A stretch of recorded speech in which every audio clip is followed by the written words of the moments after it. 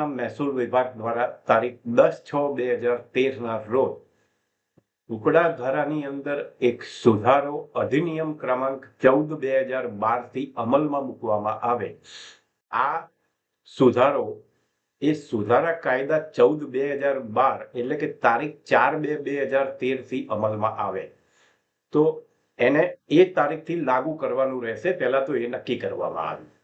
ત્યારબાદ બીજો મુખ્ય સુધારો કલમ 6 ની પેટા કલમ 2 હેઠળ જે ટુકડા ધારા હેઠળ જે બી સર્વે નંબરને નોટિસ આપવામાં આવી હોય તો એવી વ્યક્તિ એ જમીન બાજુમાં આવેલા સર્વે નંબરના માલિક અથવા તો એ સર્વે નંબરના બીજા હિસ્સાના માલિક હોય એને જ એ જગ્યા વેચી શકતી છે.